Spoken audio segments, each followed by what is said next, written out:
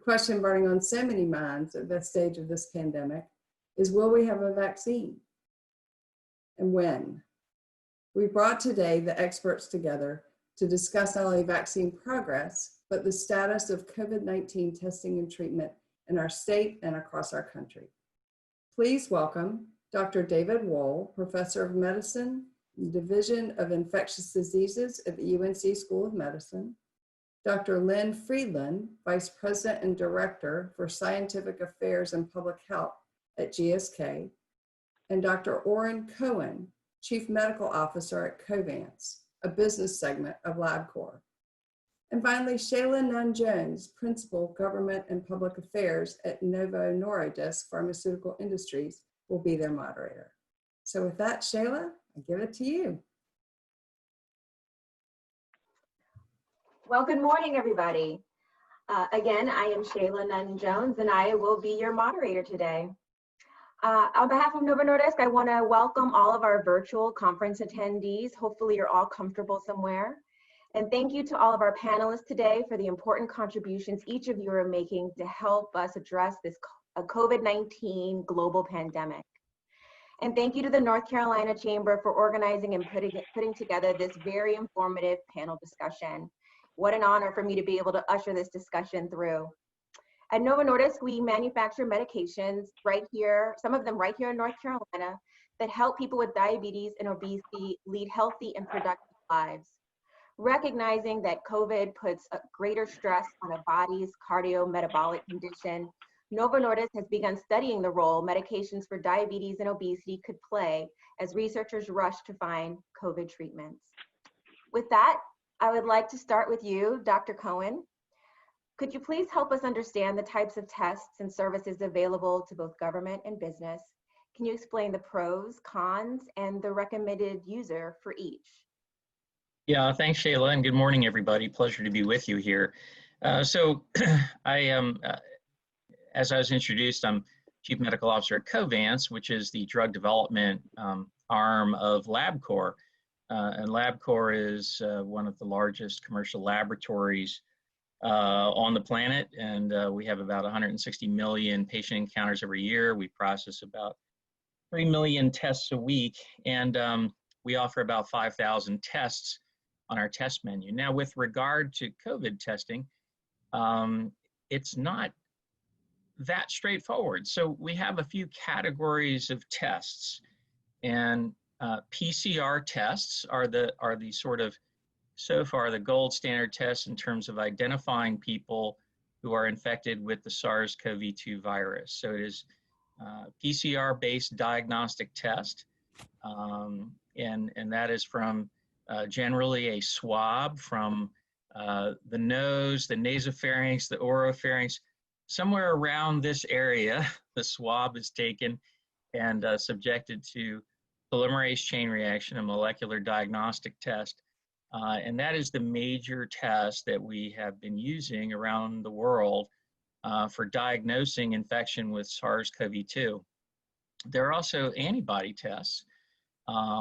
Generally, after being infected with this virus, people will develop antibodies and an immune response to the virus that generally appears often within the first few days, but on average, between the first and second week after infection, people will have detectable levels of antibody to the virus. So that's what we call a serologic test, testing for evidence of infection at some point in the past.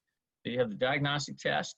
PCR test says, do you have the virus? Is there evidence of the virus in your body right now when we're doing this test? And then you have the serologic, the antibody test, testing for an immune response that says you have been exposed to this virus in the past.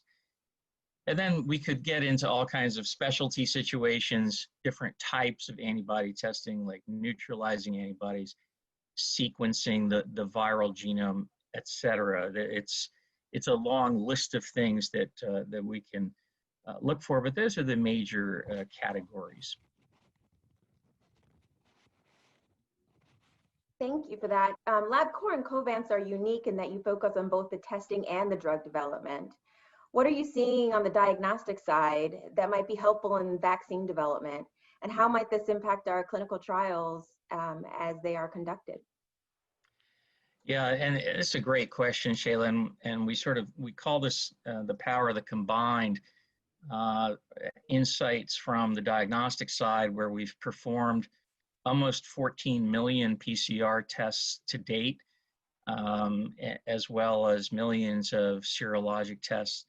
And very frequently with a lot of the exciting projects on the drug development side, where we're testing some next generation antiviral agents. We know that remdesivir has emergency use authorization. We've been testing a next generation compound that appears to be very potent in its suppression of virus, and we're getting really nice insights from the diagnostic side. So we'll be sequencing virus from patients who are given this antiviral agent to determine if resistance mutations appear in the virus. We'll be able to detect those and mutations in other parts of the virus that may be relevant. The neutralizing antibody test is particularly relevant. So we have that assay on our diagnostic side through Monogram Biosciences, which is a part of LabCorp, which back in my early career days in the HIV pandemic, we used to have Monogram do a lot of our testing to determine optimal therapeutics for HIV infection. And we now have that available for SARS-CoV-2, and that is informing a lot of work on the vaccine candidate side, because neutralizing antibodies are likely an important component of a protective immune response. And that is sort of what the vaccine candidates are primarily trying to do, is raise neutralizing antibodies in people who receive these vaccines. And so the power of the combined, having those tools available from the diagnostic side to inform our drug and vaccine development, turns out to be extremely powerful.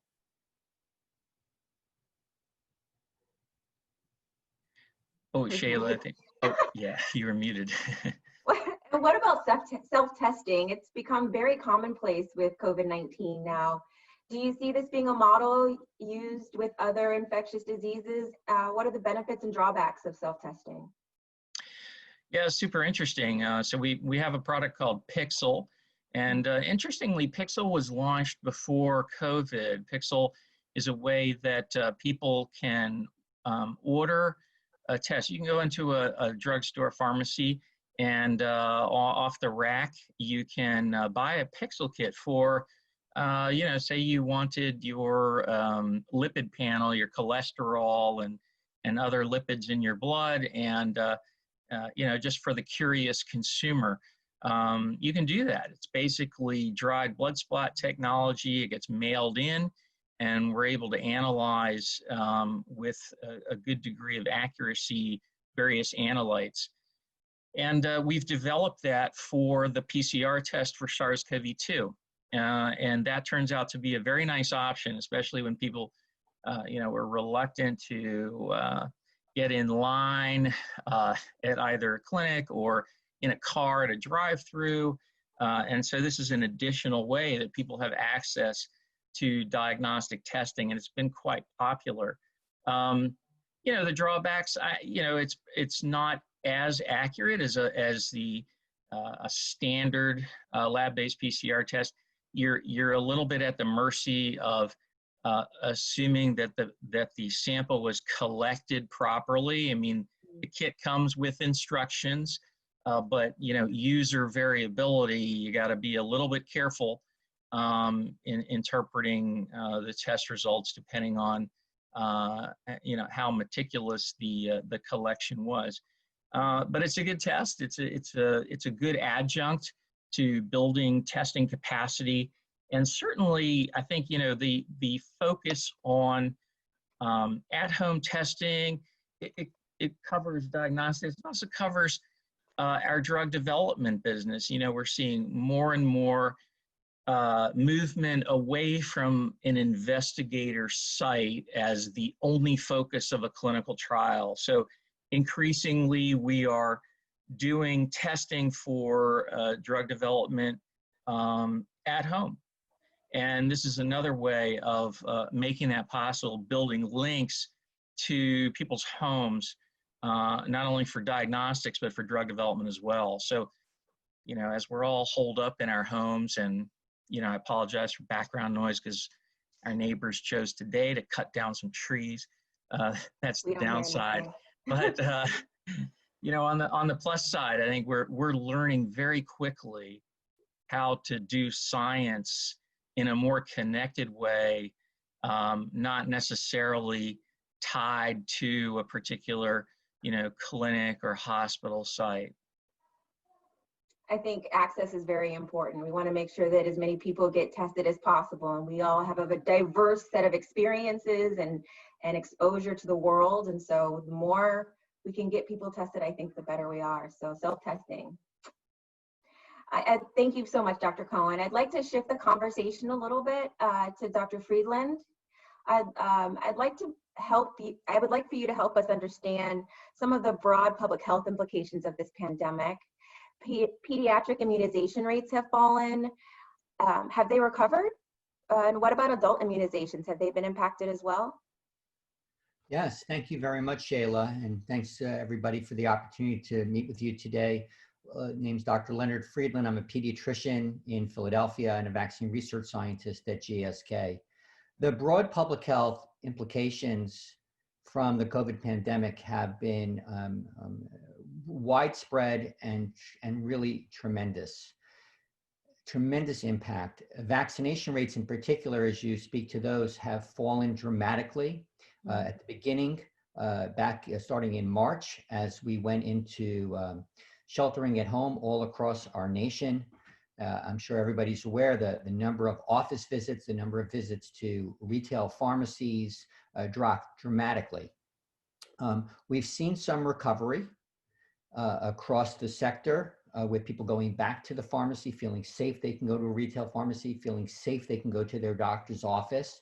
There have been additional ways, pediatricians and internists and all people across the spectrum, including retail pharmacists, have found other ways to make their healthcare delivery system feel and be safe for patients. Where, for example, I recently went to the doctor and I was asked to wait in my car, fill out a form on my phone, and then they texted me and said, you can come in now. And there was nobody else in the office when I went to get my dermatology check, as an example. So pediatric visit rates have come back close to where they were, and we've seen some catch up, a lot of catch up actually, in that children are getting back to being up to date with their vaccinations, but there's still room to recover fully.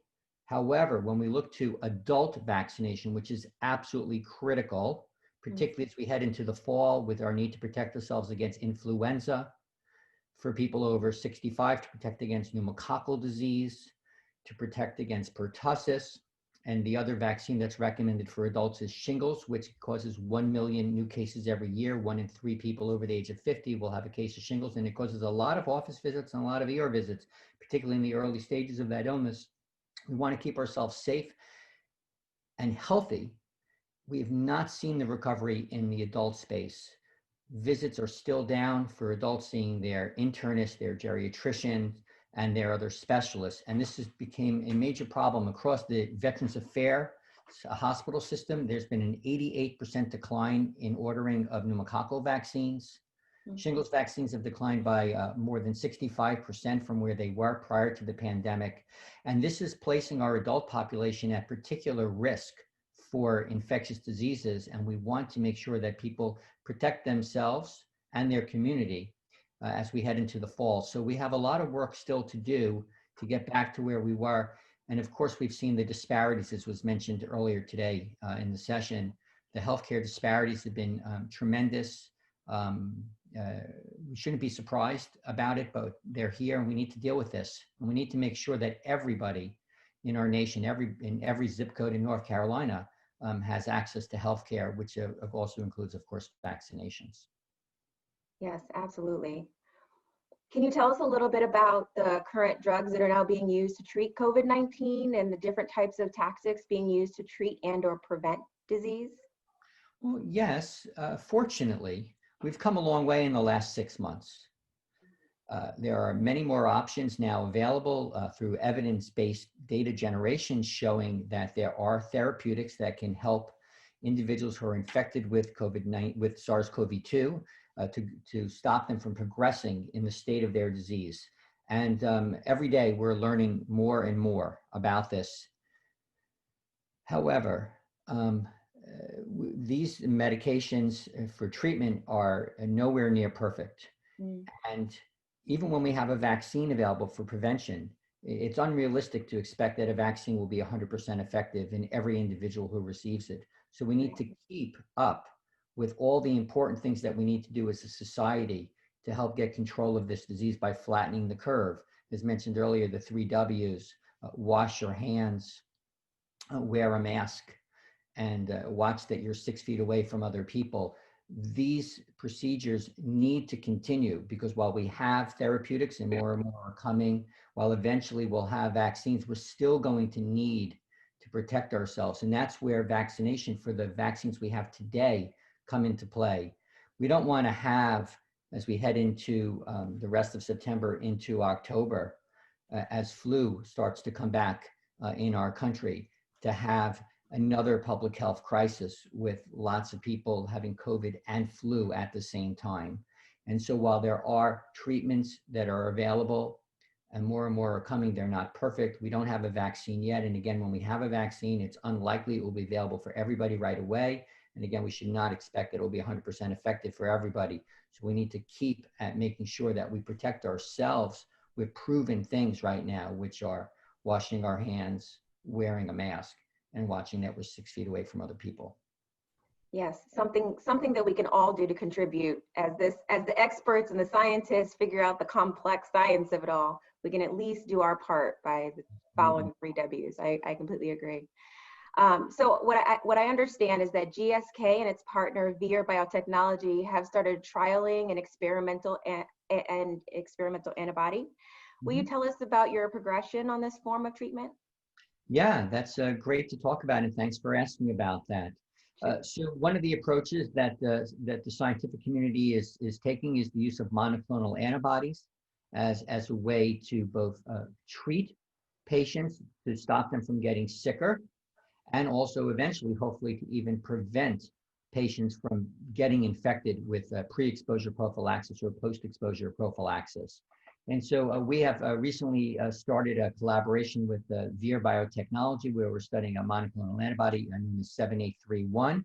We just started a clinical trial a few weeks back where we're looking at people who are infected but not sick enough yet to be hospitalized to see if this will prevent them from getting sicker. We're going to do additional studies for people who actually are sick and are hospitalized to see if we can prevent them from progressing. And then ultimately, we also we plan to study settings of prophylaxis. So for people who are at high risk for getting infected, to see if we can stop them from getting infected and getting sick. Very promising, because even when we have a vaccine, and of course, we are working with GSK, we're the world's largest vaccine manufacturer. We're involved in a collaboration, multiple collaborations actually, with other research groups, including our most important one, I would say right now, which is the most advanced, with Sanofi Pasteur, where we're using their recombinant antigen system with our adjuvant system. But even as we develop vaccines, we're still going to need to recognize that there still will be people who will get sick, and there still will be people who may not get vaccinated. So we're going to need other options as well. And that's why we're looking at studying monoclonals, which is very important. And we expect to have data towards the end of the year. And hopefully this will be another tool in the toolbox for helping control and treat this disease. Thank you so much, Dr. Friedland. I'd like to turn to Dr. Wohl. You are involved with different vaccine and treatment studies. Can you tell us about them and what you're seeing to date? Sure, thank you very much, and thanks for having me. So I'm an infectious disease specialist at the University of North Carolina in Chapel Hill, and our unit has been doing infectious disease clinical research for a really long time, and we're part of a bigger entity, of course, at UNC that even does basic science and translational work, as you've read about. So I think what Dr. Friedland said was exactly right on point. We need vaccine and treatment in order to get out of this pandemic and get us back to normal. One without the other probably will not be effective. If a vaccine does become available, the FDA has told us they want it to be at least 50% effective. That means that there's going to be some double-digit proportion likely that will not be protected by a quote-unquote effective and safe vaccine. So those people who do get vaccinated and ultimately get COVID-19 still need treatment. And then there's all the people who don't get the vaccine, who also are susceptible, who don't follow the W's for one reason or another. So we need treatment hand in hand with vaccination. So we're working on both. So the Moderna trial, as people have heard about, is up and running at UNC. We enrolled 8 people yesterday. We're at a good clip. We're continuing. Next will be Novavax, which is another. So we're doing a series of these vaccination studies, really highlighting the need to include a diverse population and cohort, especially here in North Carolina, given where we see the infection centering. At the same time, I and others are leading an Operation Warp Speed funded and supported effort to develop strategies for identifying good treatment for outpatients. What we've talked about so far for treatment has been for inpatients, people sick enough. What you'd like to do is have a medicine that could work to prevent people from entering the hospital. We have that for flu, for influenza. We don't have that for COVID-19. And so there's a huge adaptive platform study where different products can get in and out of the study based upon their performance. And that's opened up here as well. And we're one of the leading sites. And so the website to get more information about it is above my shiny head. It's riseabovecovid.org. And I think it's important not just to know about this from a professional standpoint, but from a personal. So all of us on this call work with other people. Some of us employ many people. And I think messaging about these opportunities, these studies, whether they be vaccines or treatment, is important because we all have to be part of these research studies, whether as people who design them or people who join them or both. And so I think it's really important we get the word out. We need as many human beings to step up and volunteer to roll up their sleeves to get vaccinated, or if, God forbid, they get COVID-19, seek out and try to join a study so we could find out what medicines work. Right now, we're studying monoclonal antibodies. They're extremely exciting. These are targeted antibodies against the virus.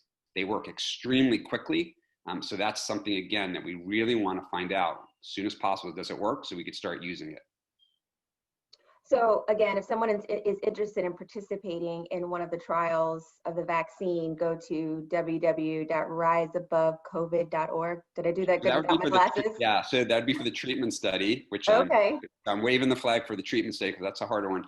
The vaccine study, there is a great registry that I think probably some of the people here know about, and it's very simple. It's Coronavirus Prevention Network, all one word, .org, coronaviruspreventionnetwork.org.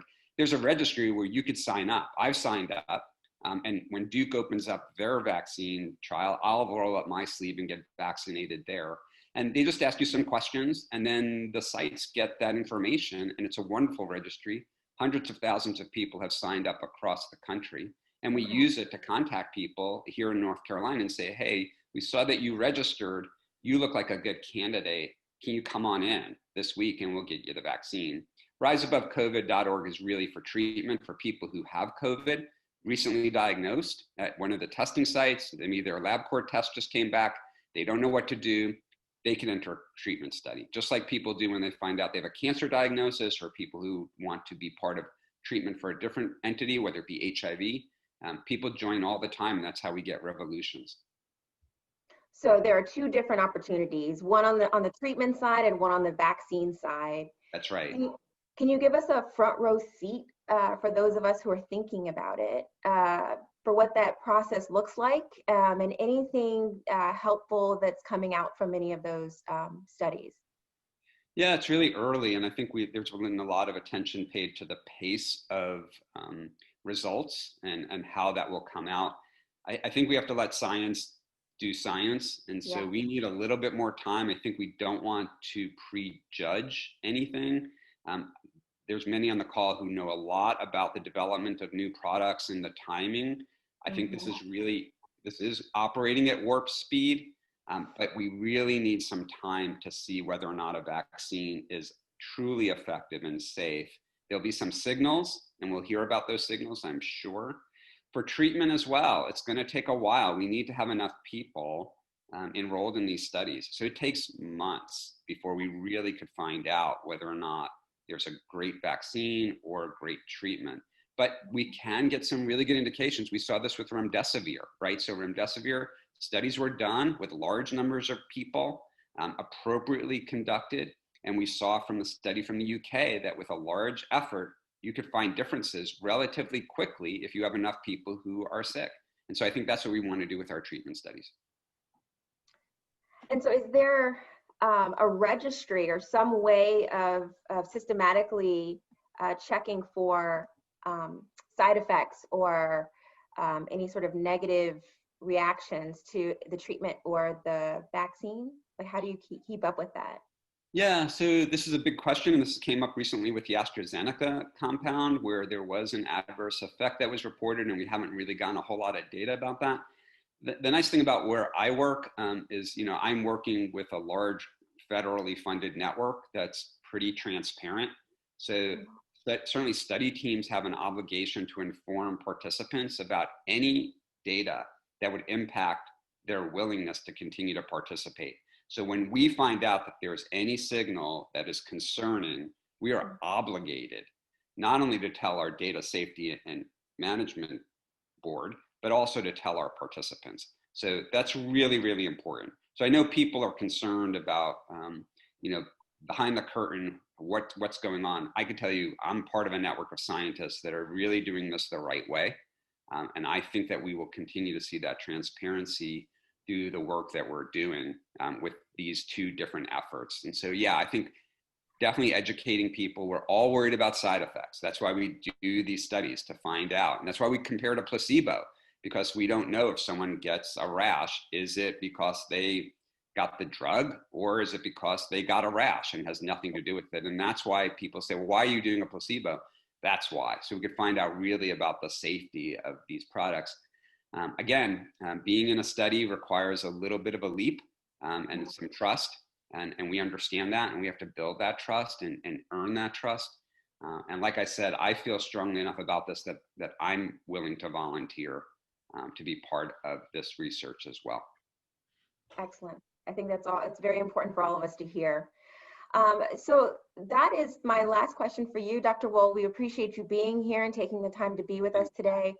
My next question is kind of for all of you. What concerns do you have as we move into the fall and winter months? Anybody want to jump in? Sure. Shaylah, I think it's a great question. And I think what's really on a lot of people's mind is influenza. Mm-hmm. And I think the other thing that's on people's mind is the sort of constant, I can't call it a second wave of activity, since we've never really even gotten over the first wave, but the fluctuations continue to be pretty impressive, and it is impressive how quickly outbreaks can occur at the community, city, and state levels. With regard to influenza, I think it's very interesting.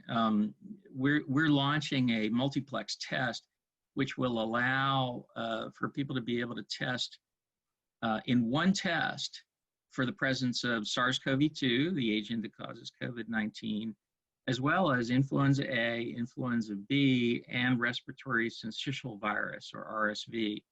So you've got the four, major players in, the major respiratory infections that are of concern with the coming season in one test. So I think that puts us in a much better position to deal with what we have. So in the wintertime, as we see outbreaks of respiratory infections, it's going to be a much different calculus than it has been during these summer months, where the overwhelming likelihood is COVID-19. You throw outbreaks of influenza and RSV on top of that, it gets very complicated to manage. So I think a single test is going to put us in a much better position to deal with that. And then, building capacity is important because we can see things. What's going on? Who's that guy? On a I don't know him. dime. And so, we're seeing that in Western Europe now, where countries that had flattened the curve very significantly down to very low levels are now seeing very striking upticks, including Spain and the UK, France, and then to a lesser degree in Germany and some other countries. So we need to remain very vigilant and have testing capacity, which we've been building consistently since March, when we first introduced the test. I think it's useful to, just a comment in general to say we have high expectations and we're moving, at warp speed on the therapeutics front, on the vaccine front, diagnostics. It's all super impressive if you consider that this virus has only been known to us since, the sequence was generated in January of this year. It's really unprecedented. I mean, for those of us who were involved in HIV from the very beginning, that was warp speed at the time. It was remarkable that the cause of AIDS was discovered in such a short period of time, and that within a few years, AZT was in clinical trials.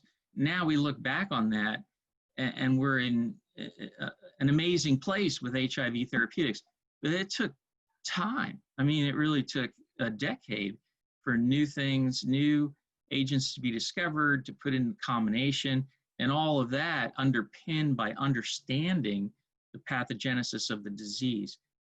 We're just in the infancy of understanding the pathogenesis of this disease, and we're almost in the infancy. We're not even in the infancy of, understanding how to use that knowledge to make effective therapeutics and vaccines. I mean, the vaccine efforts are truly amazing, but if you think about the likelihood of success at a very high level on the first try without even a complete understanding of the pathogenesis, that's asking for a lot.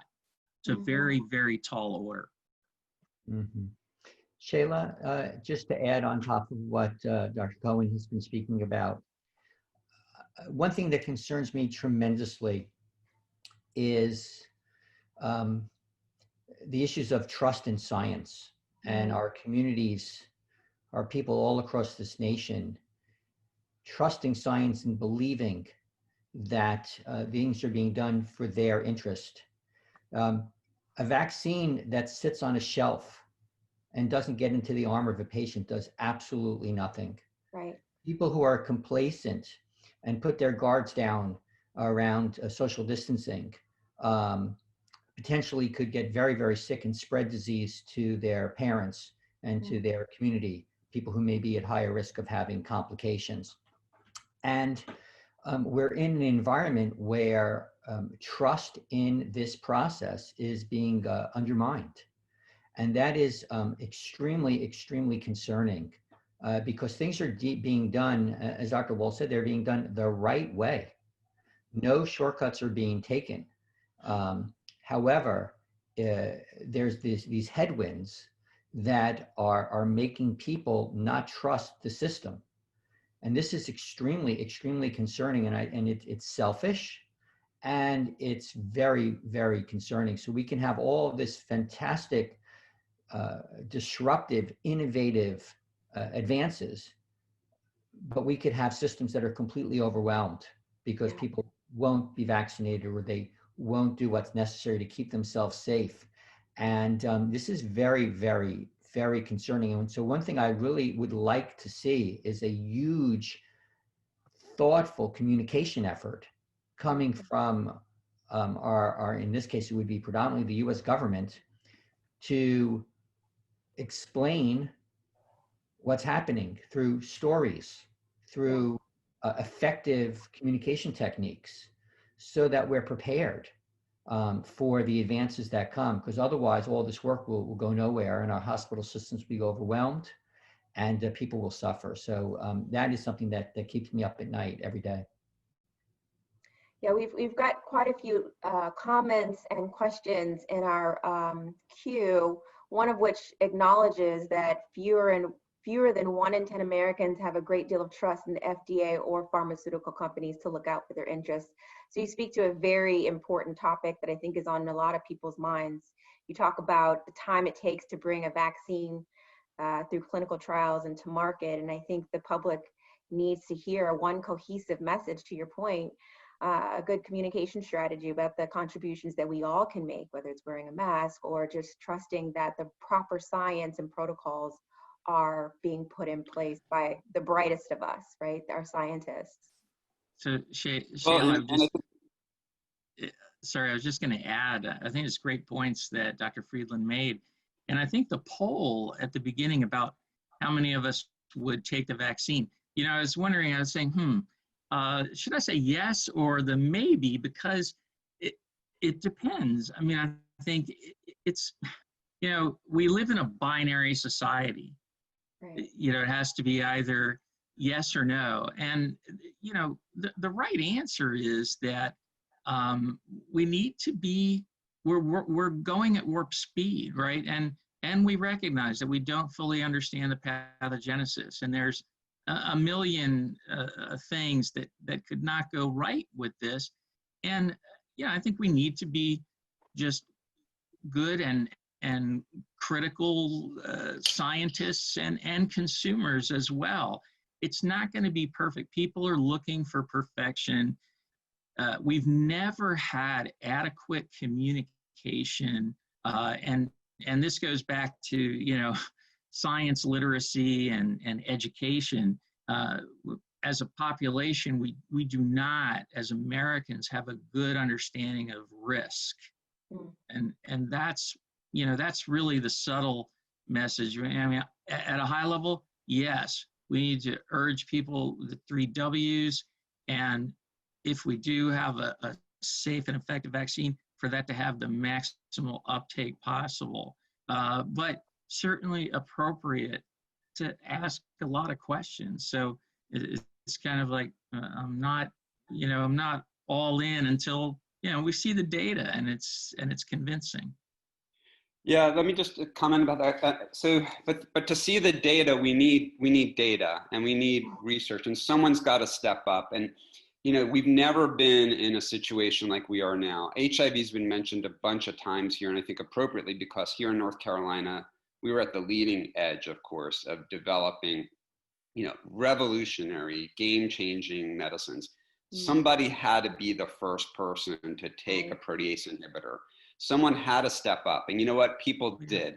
And there may have been a lot of mistrust of the government, but there was not mistrust that the CDC or the FDA would approve. In fact, there were complaints that the FDA took too long because they were too stringent. So right now, though, for different reasons that we can get into, there's been a lot of shade cast on some of the agencies that are set to protect us and do the science. And so the skepticism that's been sowed has really hurt us. And there's never been a time that I'm aware of where there's been so much difficulty enrolling people into really important clinical research because of people's mistrust, because they've been told to mistrust inconvenient truths. And that's a problem for us. And on top of the historic mistrust that we may see in people of color, who already start from a position of, well, you know, convince me that this is going to be okay. At the time that we're making this huge effort to make sure that our COVID-19 research reflects those being impacted, Latinx communities, African-American communities, we are seeing that the mistrust is being ramped up from the highest levels. And so plasma is a very good example. There are many of us who are really trying to understand, does convalescent plasma work? It becomes extremely hard to do that kind of research when messaging comes out saying that this is liquid gold and that you should demand it from your providers when we don't know for sure it works. We have studies of maybe 110 people. That's not enough to tell us that plasma works. Hydroxychloroquine, we won't get there, but there was a huge effort to try to understand if that drug worked. That study had to be stopped because of the messaging. So either you were pro-hydroxychloroquine or anti-hydroxychloroquine, but you weren't going to randomize in a trial to figure out whether or not you're going to get it and if it works. So I do think we're in an atmosphere now that unfortunately has made it really hard to do the work that we need to do. And it's just going to make us work even harder. So I think what you said, Shaylah, is exactly right. It's us who are leaders here who have to do the messaging. I think Dr. Mandy Cohen has done some great messaging about protection. It's been very consistent. It's been evidence-based. That's what I think all of us who are leaders here have to say. Here's the reality. Okay, we know masks work. We know that testing is important. We know that if we're going to get out of this, we have to join together and do what we need to do to find a treatment and find a vaccine.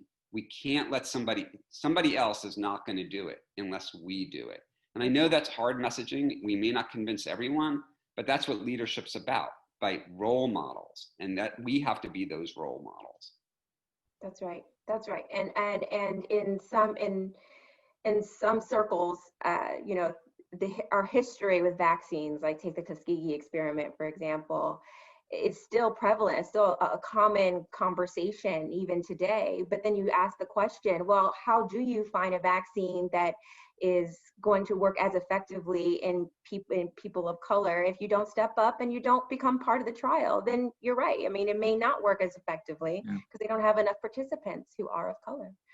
So I think on the positive side, you know, we did see the CEOs of 9 vaccine manufacturers come together and sign a pact that said, you know, they will not submit anything for approval until they feel they have the data necessary to prove that it's safe and effective.